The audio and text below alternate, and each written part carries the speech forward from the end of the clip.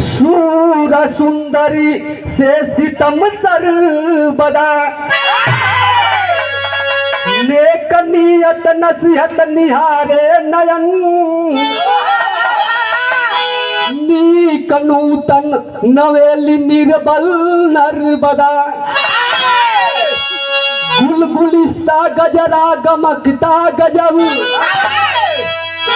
गर्दिश गरीबी गिरे गमू गदा बालक बाबा बिटिया बुलंदी बची ब्रह्मा विष्णु विधाता बिना वरी गरीबदा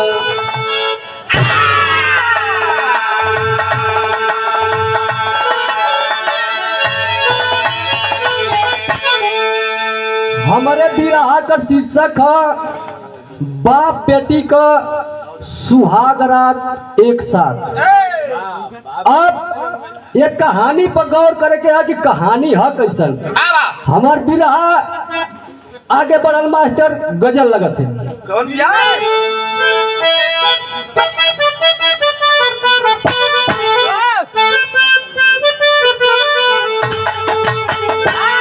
कौनो आशिक कहत था अरे कुदरत ने सनम तुमको कुदरत ने सनम तुमको क्या सोचा जाती है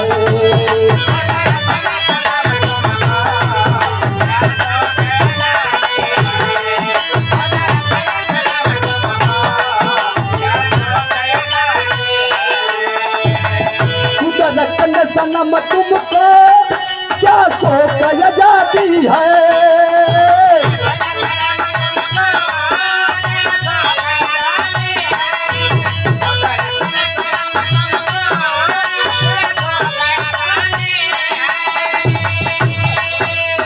आँखों में दिए जादू आँखों में दिए जादू जुल्फों में हयाती है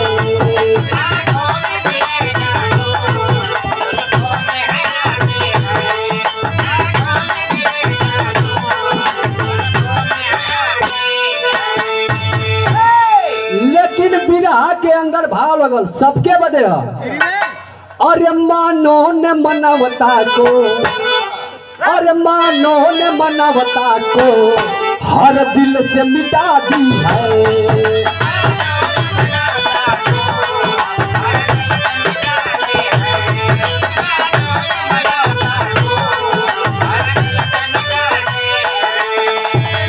मानो ने मनवता को हर दिल से मिटा दी है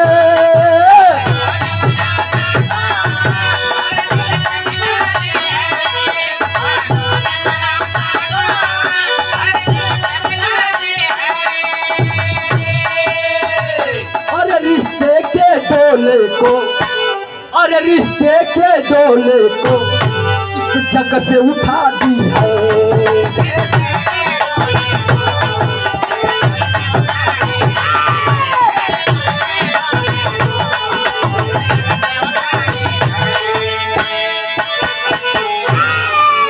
मानो ने मनौता को हर दिल से मिटा दी है अरे रिश्ते के डोले को इस जग से उठा दी है। आज के डेट में केहू के अंदर मनौता ना है अन्य कौनो रिश्ता का कीमत है। सब सोचा था कि जितना बढ़िया खाना रहा हम ही खाई और जितना बढ़िया घर रहा हम ही रही और जितना बढ़िया कपड़ा होके हम ही पहरी। हमारे विराह का कहानी शुरुआत भाई मास्टर नजम लगल क्या मुएश किया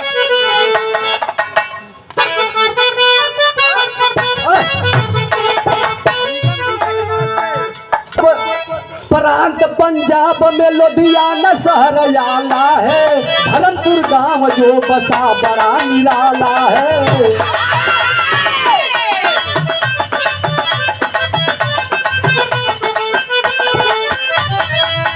कहानी के कर साधु सुखू राम का वहीं पे रहा डेरा है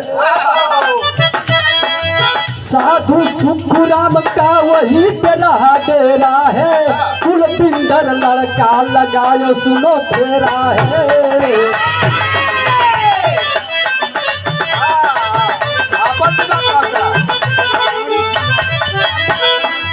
साधु से बालक बोला शीश झुकाई, साधु से बालक बोला शीश झुकाई, माता पिता गई जग से स्वर्ग सिधाई।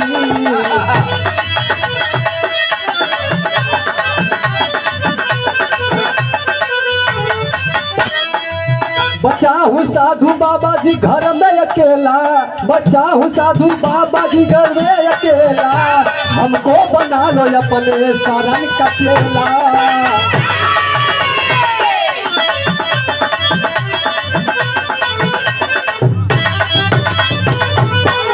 ए भैया, प्रांत पंजाब लुधियाना शहर, वही लुधियाना शहर के अंतर्गत एक गांव वाला जो गांव का नाम बतावल गल धर्मपुर।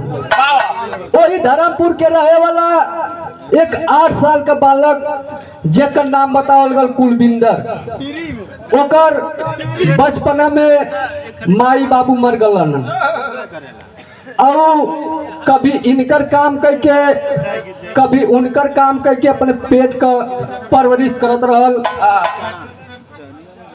कभी इनके घरे जा कभी उनके घरे जा कहे चाचा अगर कोनो काम होई तो हमके बता दिया, हमके पैसा ना चाहिए, बस पेट भर भोजन खिया दिया। ऐसे रोज दिन काटे। एक दिन सवेरमा पहुंचले जानी के दरवाजे, कहला ये चाचा कोनो काम आपके घरे है तो हमके बता दा, हमके पैसा मत दिया, पेटवे पे तो हर कुल काम कर दे। ओ आदमी डांट देता है, ओ लड़के आ गया सुबह सुबह मेरा दिन खराब करने। वो दिन ऐसा भल के दिन भर खाना न मिला। अब सांस का पहुंचल एगो मंदिर पर पहुंचल तो जे बाबा जी रहना, बाबा जी से हथवा जोड़ के कहल, ए बाबा अगर ये मंदिर में अपने शरण में हमके जगह ना देबा तो हम कहीं जाके अपन आत्महत्या कर ले, अपन चेला बनाला। बाबा कहना हमार चेला बनबे तो के परीक्षा देव करे पड़ी। बाबा कहत का हुआ एक लाइन गीत लगल मास्टर,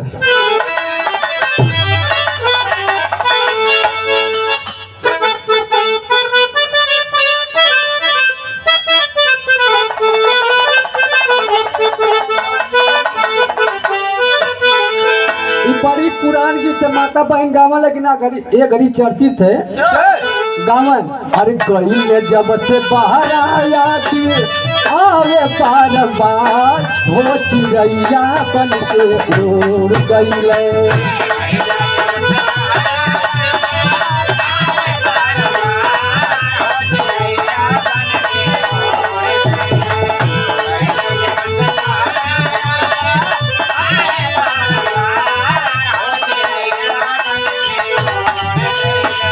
गईल जब से बाहर आया थी आवे पारंबार, हो चिड़ैया बन के उड़ गई। सैया जी हमार हो चिड़ैया बन के उड़ गई।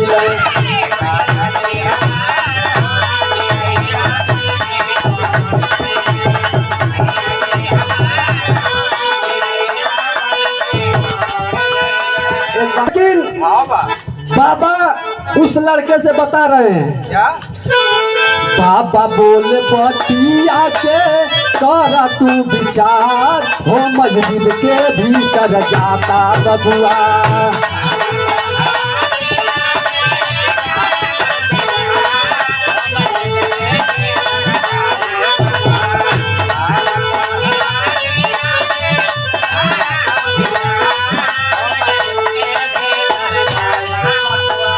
बाबा बोले बतिया के करा तू विचार, हो मस्जिद के भीतर जाता बबुआ। तो हुए कबार हो मस्जिद के भीतर जाता बबुआ।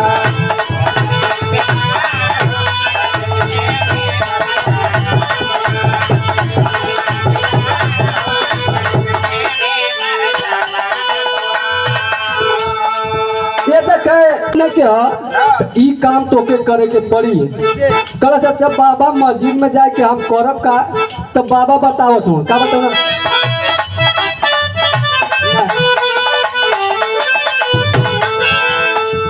अल्लाह अल्लाह कही हाथों हमारे हो चलावा,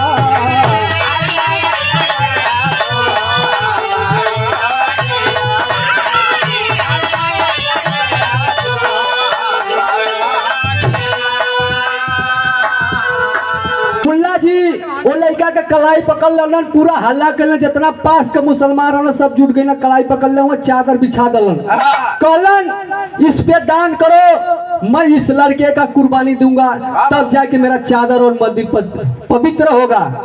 और लड़का गन गन गन गन कांपत था। मुल्ला जी पैसा सबसे इकट्ठा करे में बिजी हुवन। ई देखल जा दूल्हे राजा का 501 रुपया का आशीर्वाद आल, चाचा के चरणों में कोटि कोटि प्रणाम, आम जनता के प्रणाम। और कहलन जब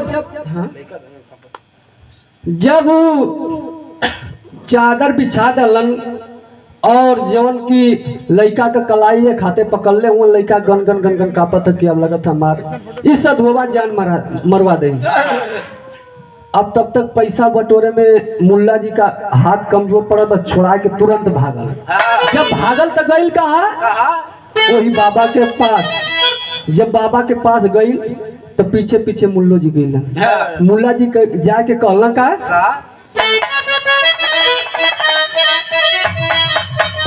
अरे बाबा जी चलवा के देता समझाई,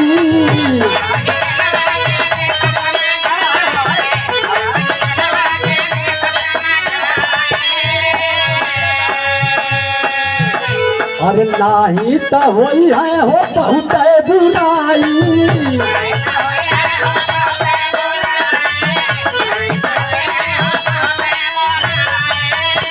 अरे पिटाई करब जब, अरे पिटाई करब जब भगवा तू बंदर हमार चादर का कैसा तू।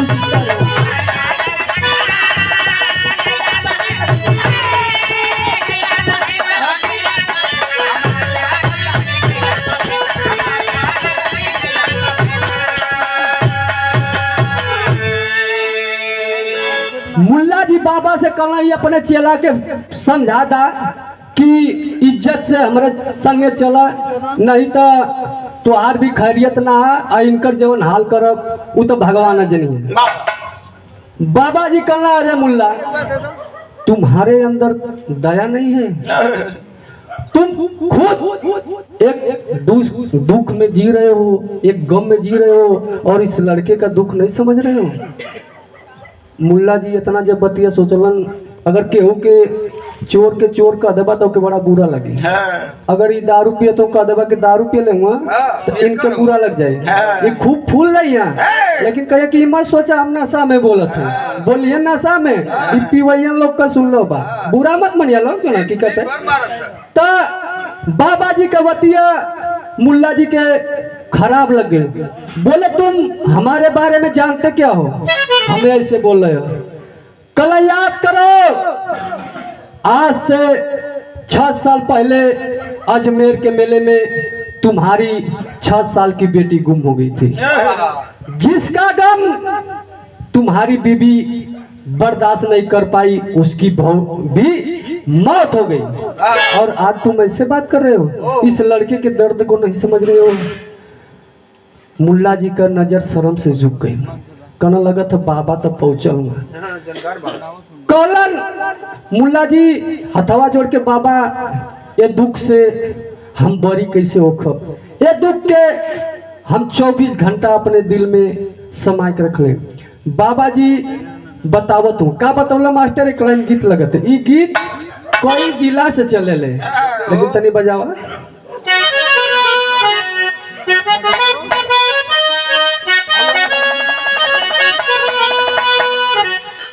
ये हिंदी है। अरे मैं तेरी डिम्पल कबाड़ी, अरे मैं तेरी डिम्पल कबाड़ी, अरे राजेश खन्ना खोला केवाड़ी। ई तो वो डिम्पल जी कहतली, लेकिन हमारे मनोज भैया का सड़वाइन कहली क्योंकि भैया आवे के बोल रही ना गल न सावन में ससुरारी इनकर सड़वाइन कहली का। अरे जो बना पे हाथ ना लगाना, अरे जो बना पे हाथ ना लगाना, जीजा जी मजा धीरे चले लो।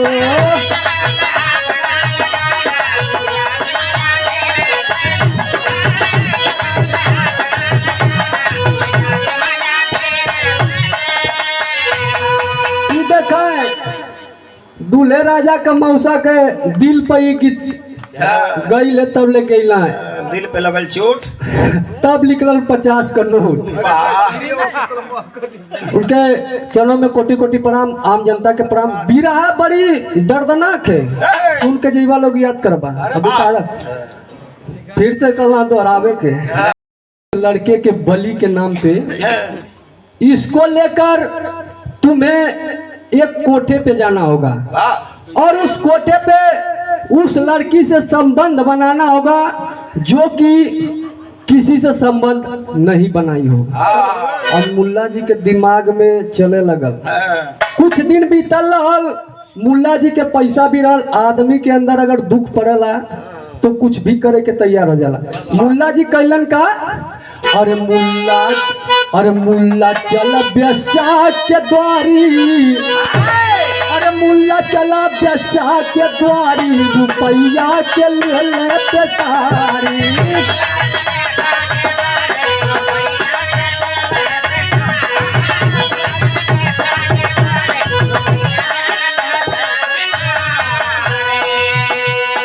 मुल्ला पैसा लेके चल दलन, कुल कोठा पर घूमत घूमत 12 साल बीत गए।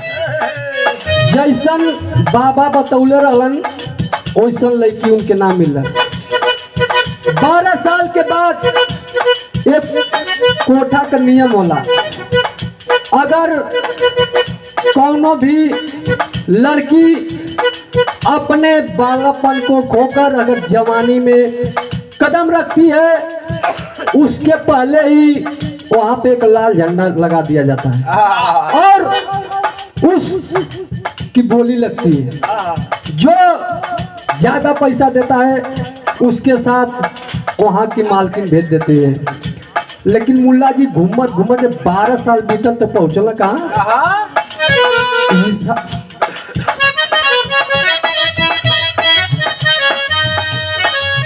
और दिहल सबाई के सारा रुपया,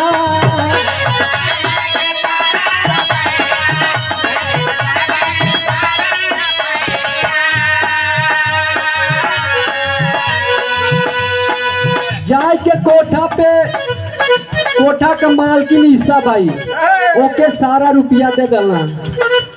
ऐसन मोड़ा पर पहुँचल समैया,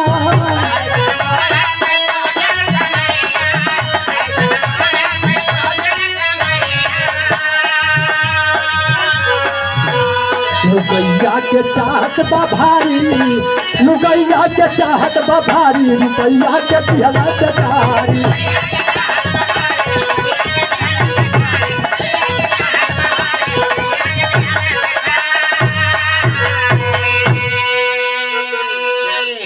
एगो कोठा पे पहुंचल जेकर मालकिन रहल ईसा बाई, ओके पूरा रुपया देलन, पूरी बात बतौलन।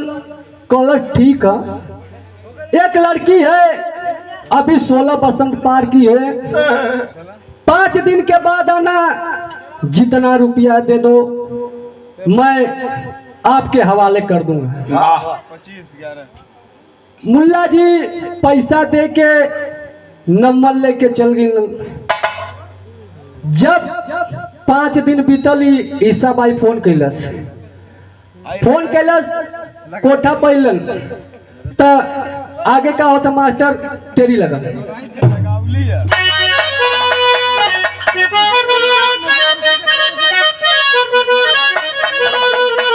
और कसाई कर पे कोरी कल्पना, कोमल कांच के कली में कैसे कर पे, अरे हो कल पे, अरे हो कल पे, कसाई कर पे कोरी कल्पना, कोमल कली कांच के कोरा में कैसे कर पे, कसाई कर पे कोरी कल्पना। आप कोठा पे पहुंच गए, रूम नंबर वो बता दलस ईसा बाई। जब वो रूम में गईलन मुल्ला जी, एगो लड़की एकदम सजाए के ईसा बाई रखले बा, एकदम खूबसूरत, 18 साल की उम्र। मुल्ला जी के देखलस बड़ी बड़ी दाढ़ी, काला स्वरूप, गन गन गन गन कांपे लगा। कलश वाह क्या मेरी किस्मत है, किस मोड़ पर आकर मैं खड़ी हो गई। अगर हमके ईसा बाई नमक खियौलत तो एकर बदला ऐसे लेते।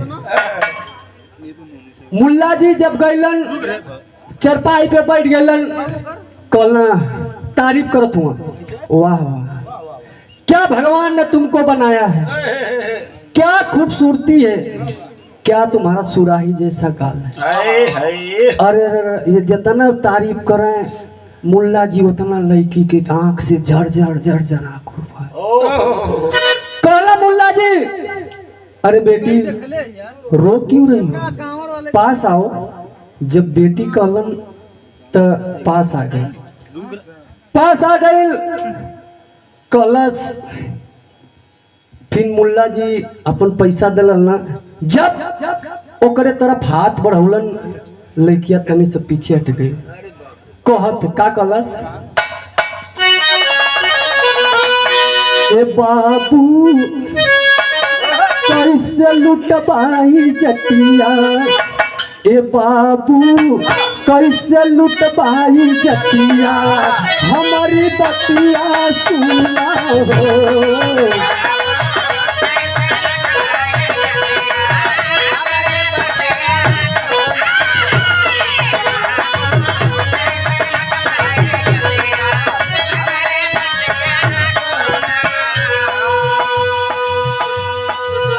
मुल्ला जी निर्दयी पैसा देले हैं, कहता ए लड़की मुझे अपने बातों में गुमराह मत कर, मैं इसी का पैसा दिया हूँ, मैं इसी काम का पैसा दिया हूँ, अब मैं वही करूँगा जो तुम्हारे साथ करने आया हूँ।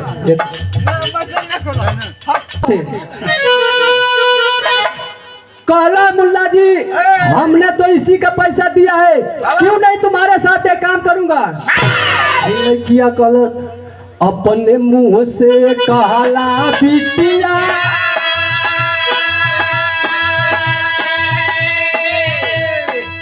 कैसे लेके सुतबा खटिया हो।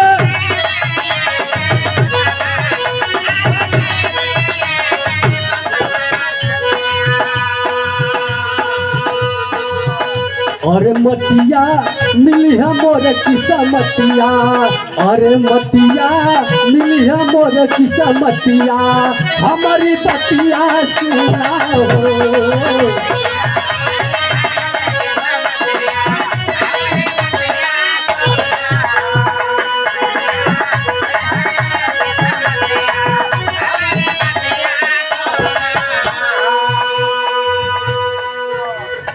कलर कि अपने मुंह से ही हमके अपन बेटी कला बेटी संबोधित करके बोलौला है, अरे अपने से ही हमारी इज्जत लुटल चाहत हुआ।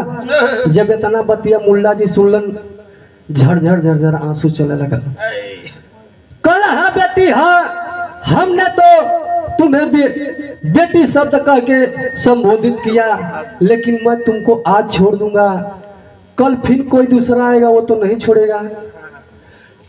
लड़की कलश, अरे बाबूजी कल कौन देखा है, आज आप हमें छोड़ दीजिए, कल का कल देखा जाएगा। तुम जल्दी आवा। कहा सुनो तुम, खाटी बिरहा का सुनो ही आऊँ, अजय धूम तरह ना वाला तो वो तो कहे हम नाच कूद के कन्या पक्ष वाला तो गईला लो। अच्छा देखल जा भैया एक ठे बेइज्जती होते अगर हम जाए तो लोग बहुत ताना मरिए वो हर वो हर लड़के का फुआ दीदी मौसी कुलाई लने कहाँ है लोग सुध गए समझा के मन बेइज्जत होते जाएगा। ये भाई नंबरवा मिली तब बन गाओ चला भाई अब का कर चला जो नसीब में होता कौनो बात ना कलन कि आज तो मैं तुमको छोड़ दूंगा लेकिन कल कोई दूसरा आएगा तो तुम्हें तो नहीं छोड़ेगा। कल आज का छोड़िए कल का देखा जाएगा। मुल्ला जी कहला बेटी तुम यहाँ पहुंची कैसी हो तो बतावत है बिछड़ी मेला में महतारिया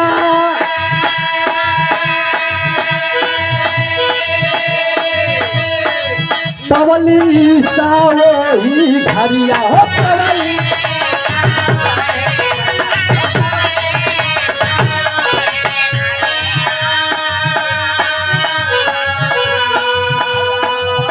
अरे बेरिया लागल ना वही बखतिया अरे बेरिया लागल ना वही बखतिया हमारी बतिया सुना हो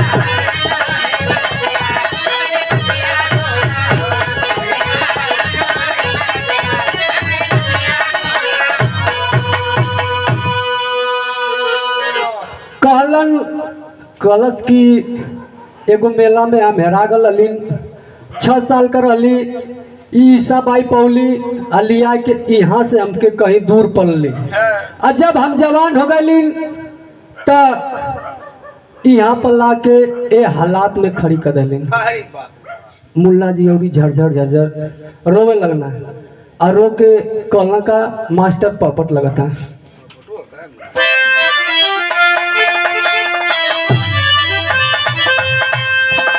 अरे मुल्ला आवाज भैया सुन के बतिया छतिया फाटेला अरे मुल्ला आवाज भैया सुन के बतिया छतिया फाटेला आज बेटी से भइल बा मुलकतिया छतिया फाटेला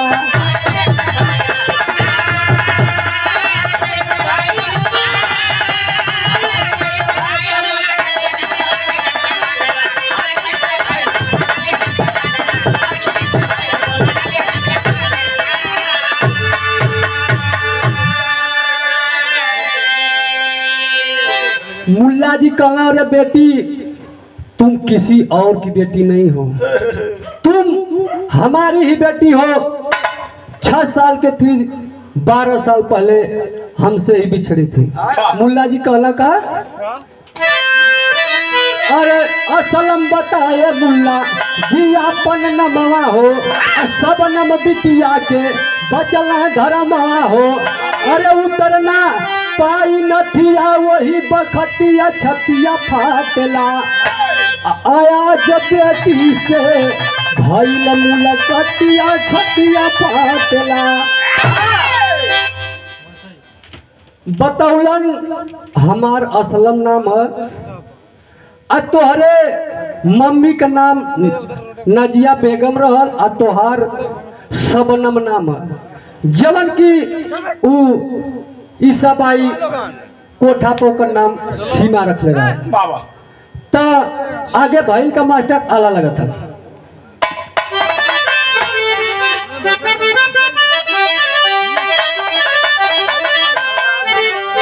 हाय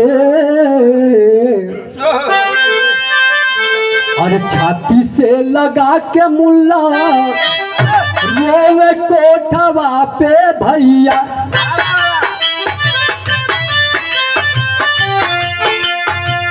सब नाम बिटिया से भइल हो दीदा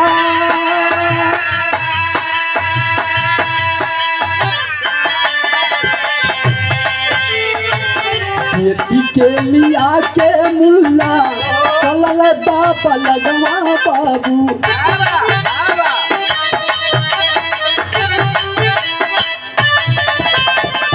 बाबा पे बताए हो पूरा विश्वता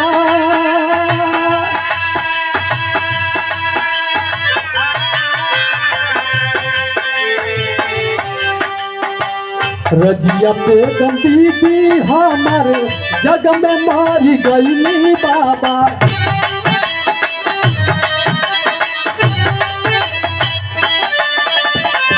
बेटी का गामा सुनी सुना करता,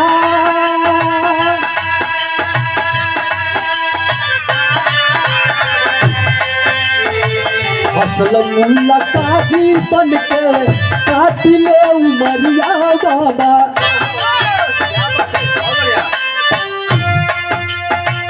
मस्जिद में रहत रहली बाबा मानमा,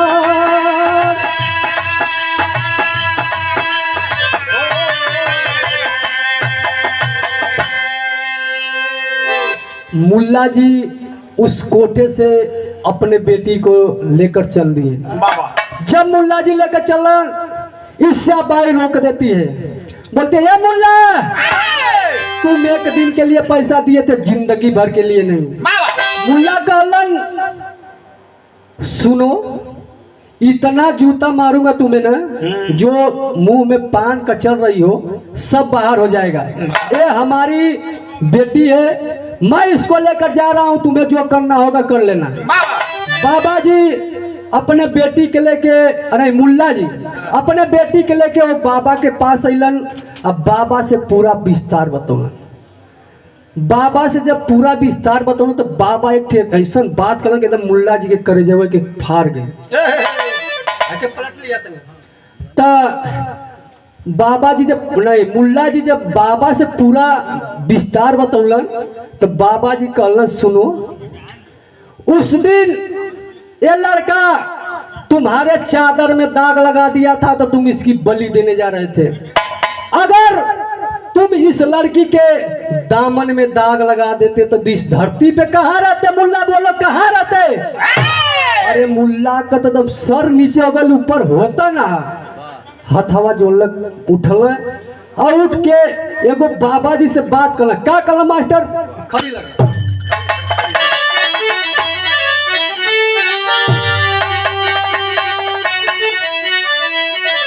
अरे बेटी सबनम के कईदा भलाई बाबा जी, अरे अपने चलवा से शादी कराई बाबा जी।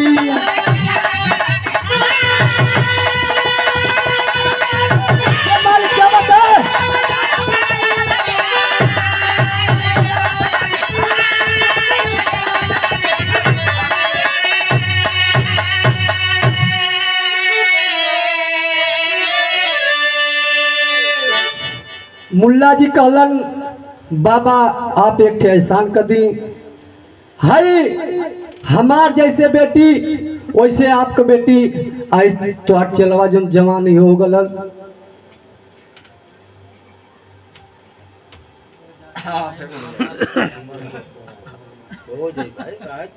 ये देखे संतोष प्रजापति अहमदाबाद से भैया कहला पहलवा की ऐसा गावा कि हमारे दिल के छू जा।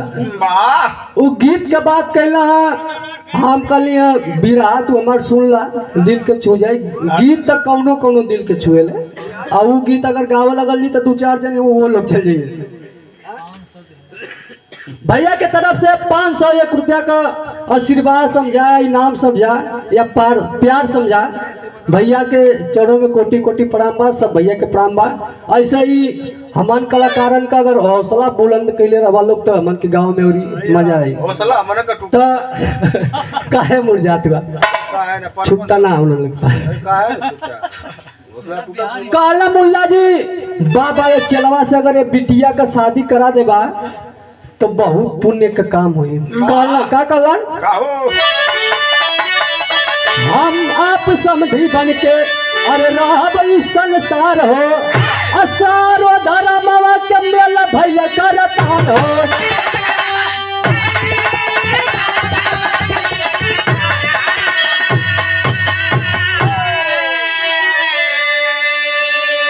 अब बाबा वो लड़का के बोलौल कुलबिंदर जब रहल के मस्जिदिया में नौजवा पढ़त रहा, लड़के नहा के और जवन भी कपड़ा तो के बढ़िया लगा वो पहन ले। कल काहे बाबा कहीं चले के पूरी उड़ी तोड़े कहा कल नहीं रे आज तो ऐसा तो के पूरी देख के जिंदगी भर याद करबे।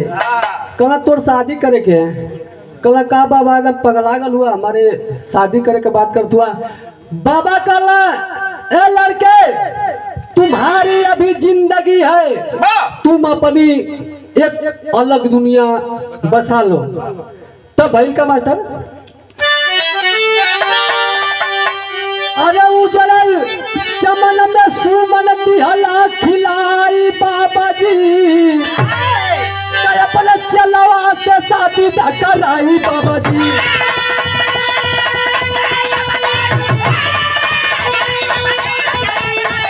ये नाम क्या बताए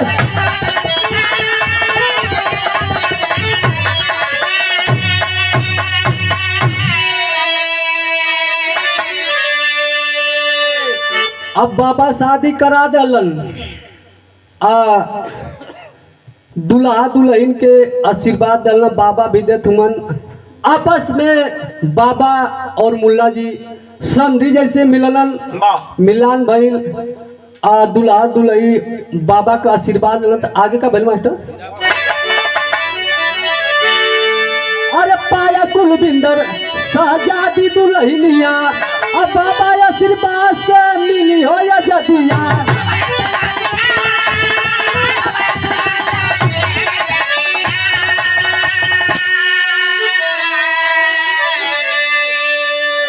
यार जब शादी हो गई तो जो कोठा का मालकी रहल ईसा बाई अपन पुलिस प्रशासन लेके चल आई। जितना भी 2 नंबर का अगर काम लोग करलन तो उनके साथ शासन प्रशासन बड़ा सपोर्ट करेले पैसा के वजह से।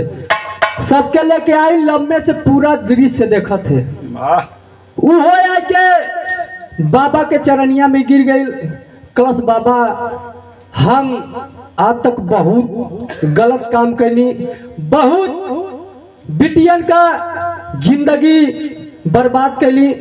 अगर आप चाह तो कितना बेटियन के जिंदगी बच जाई हमारे गो घर भी बच जाई। बाबा कहलन तुम कहना क्या चाहती हो। वो ईसा बाई कहलस यही मुल्ला जी से हमारो शादी यही करा था। अब बाबा मुल्ला जी से बात कैलन और दोनों ओर से तालमेल मिलल और मुल्ला जी का शादी ईसा बाई से हो गई और सबनम का शादी कुलविंदर से हो गई। तो कहना का मास्टर अरे सारा कमावा दिहला बनाई बाबा जी अपना चलवाते शादी कराई बाबा जी।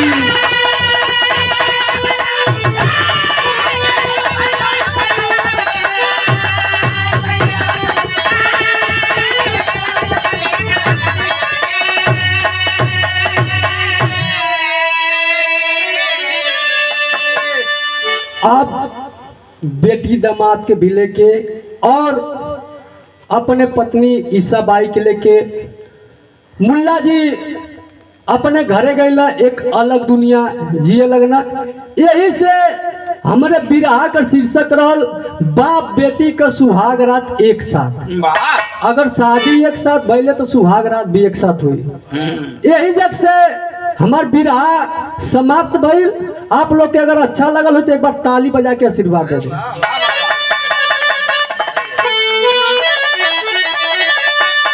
गुरु बिहारी गुरु गणेश गुरु रामलाल गुरकारी स्वर्ग बसे चंद्रिका कभी बच्चन जी बने पुजारी हो।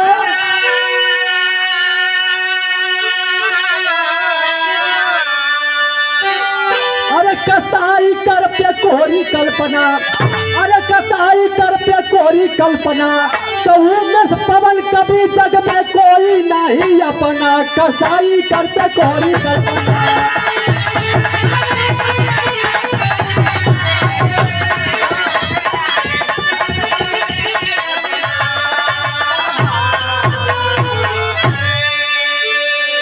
उनका नंबर सुन लो।